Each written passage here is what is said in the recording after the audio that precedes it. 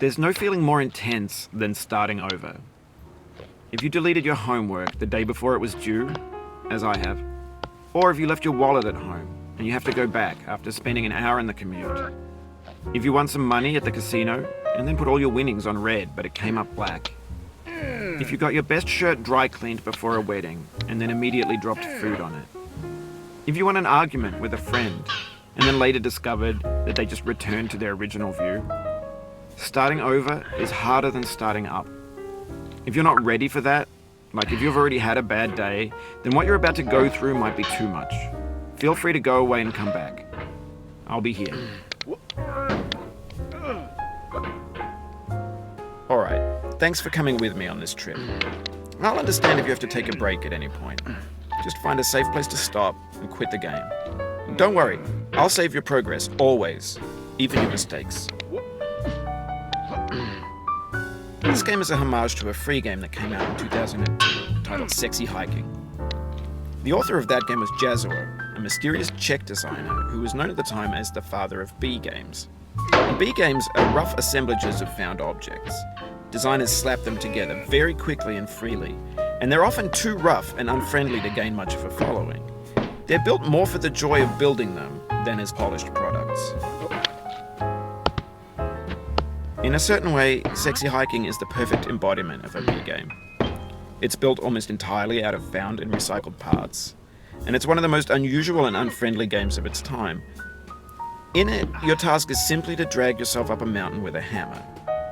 And that act of climbing, in the digital world or in real life, has certain essential properties that give the game its flavor.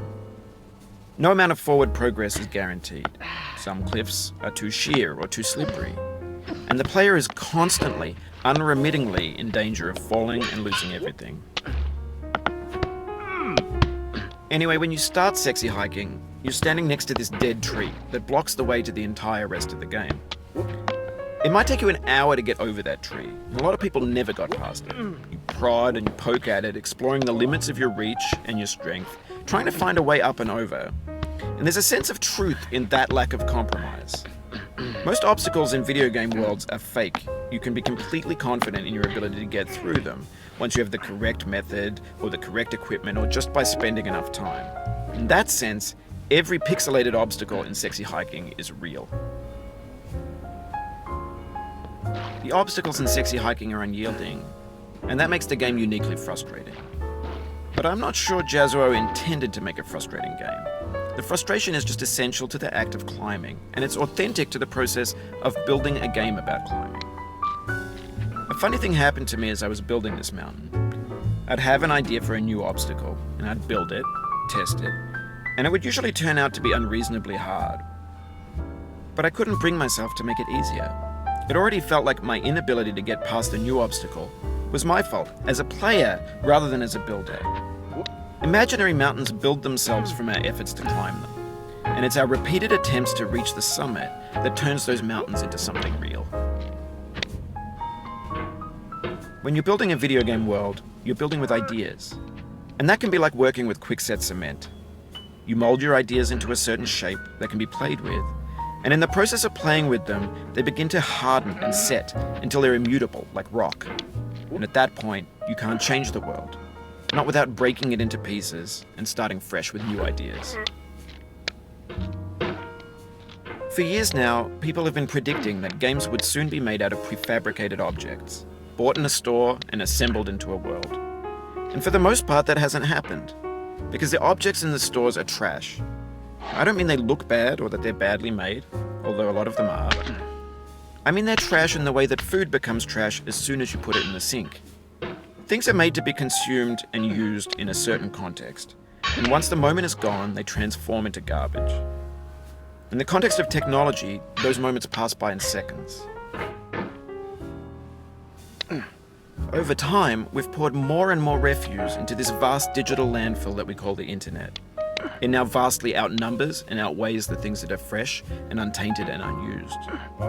When everything around us is cultural trash, trash becomes the new medium, the lingua franca of the digital age. And you can build culture out of trash. But only trash culture. B games, B movies, B music, B philosophy. Maybe this is what digital culture is. A monstrous mountain of trash, the ash heap of creativity's fountain. A landfill with everything we ever thought of in it. Grand, infinite, and unsorted.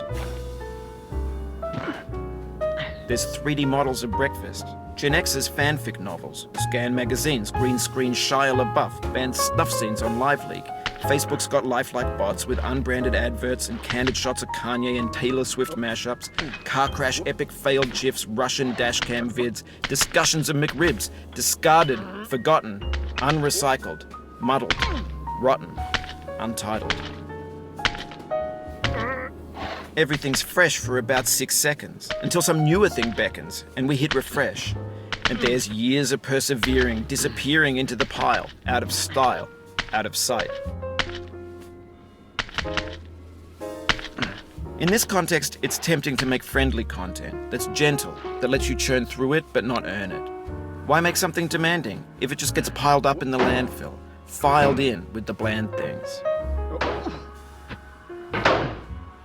When games were new, they wanted a lot from you. Daunting you, taunting you, resetting and delaying you. Players played stoically. Now everyone's turned off by that. They want to burn through it quickly, a quick fix for the fickle, some tricks for the clicks of the feckless. But that's not you, you're an acrobat. You could swallow a baseball bat. Now I know, most likely you're watching this on YouTube or Twitch, while some dude with 10 million views does it for you. Like a baby bird being fed chewed up food. That's culture too. But on the off chance that you're playing this, what I'm saying is, trash is disposable, but maybe it doesn't have to be approachable. What's the feeling like? Are you stressed? I guess you don't hate it if you got this far, feeling frustrated. It's underrated.